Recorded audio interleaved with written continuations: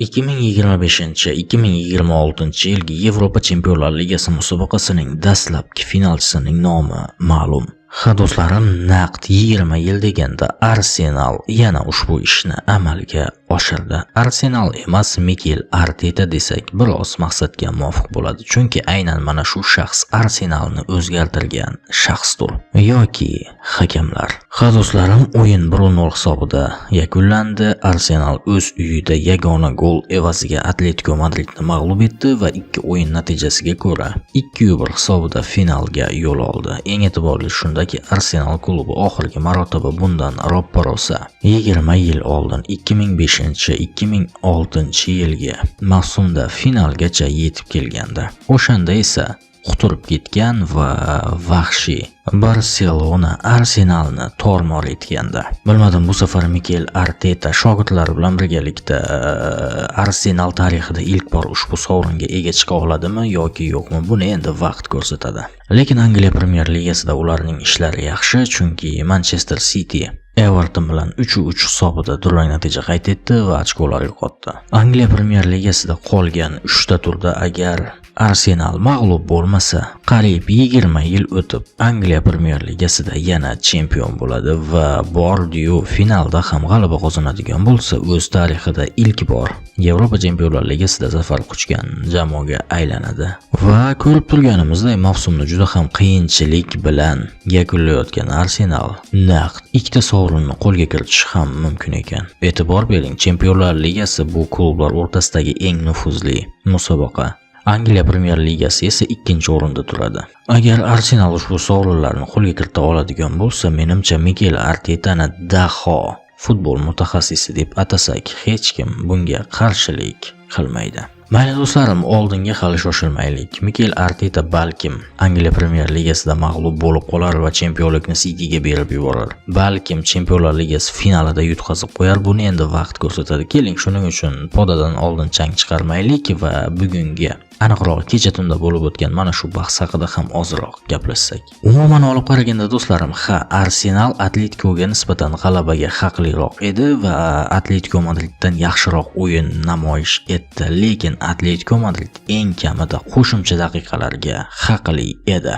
Do'stlarim, menga ishonavering. Xavfli vaziyatlar va to'pni nazorat qilish borasida ular deyarli teng edilar. Darvoza tomon 13 ta zarba Arsenalda, Atletico Madridda 9 ta. Darvoza tomon aniq zarbalar esa 2-2. To'pni nazorat qilib turishda ham Arsenalda biroz ustunlik bor, 53-47.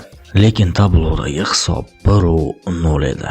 Va do'stlarim, ochig'ini aytaman, Antoine Griezmannga ishlatilgan qo'pollik vaziyatida shaxsan o'zim penalti belgilagan bo'lar edim, chunki Antoine Griezmanngacha Atletico futbolchisi o'yin qoidasini buzdi deya hakam baholadi va VARni borib tomosha qilishni ham istamadi. O'sha vaziyatda esa mening shaxsiy fikrimcha hech qanday o'yin qoidasi buzilmagan edi.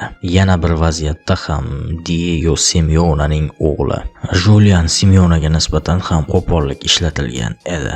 Bu vaziyatda bilmadim, yaqqol penaltiga tortmasa kerak, lekin ba'zi vaziyatlarda penalti bersa ham bo'ladigan vaziyat. Demoqchi bo'lgan narsam do'stlarim, bu yerda 100% penalti yo'q, lekin bersa bo'laverar edi.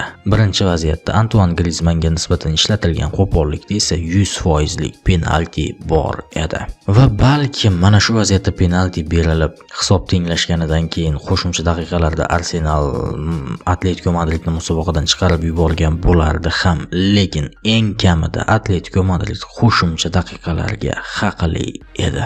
Ochig'ini aytaman, zamonaviy futbolda va VAR davrida bunday holatlar bu shunchaki tushunarsiz va insonni shubhaga soladigan holatlardir. Chunki hakam bu vaziyatda eng kamida VARni tomosha qilishi kerak edi.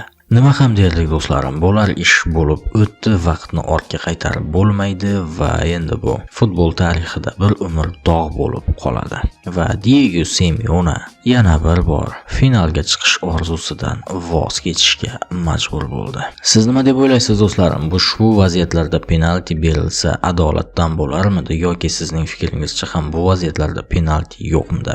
Va finalda Arsenal ikkinchi finalchini mag'lub etib chempion bo'la oladimi? Xabaringiz bor, finalga Paris Saint-Germain yoki Bavariya bulardan biri chiqadi. Hozirgi Arsenal yirtqich hayvonga aylangan Paris Saint-Germainni yoki Bavariyani mag'lub eta oladimi yoki kuchi yetmaydimi? Bu haqidagi fikrlaringizni albatta kommentariyada yozib qoldiring. Men esa do'stlarim, hozircha mana shu yerda sizlar bilan xayrlashaman va aynan mana shu Bavariya Paris Saint-Germain bahsi nihoyasiga yetganidan so'ng huzuringizga qaytaman. Ha aytgancha, sizlar uchun yaxshi xabar ham bor. Agar ushbu videorolikning kommentariyasidagi manzil orqali o'tib Telegram kanalimizga obuna bo'lsangiz, aynan mana shu Bavariya Paris Saint-Germain bahsiga tikishingiz uchun sizlarga 5 million so'm pullar ajratiladi. Qani shoshiling do'stlarim, kommentariyada sizlarni Telegram kanalimning manzili kutmoqda. Do'stlarim, futbolni seving va u bilan yashashda davom eting. Omon bo'ling.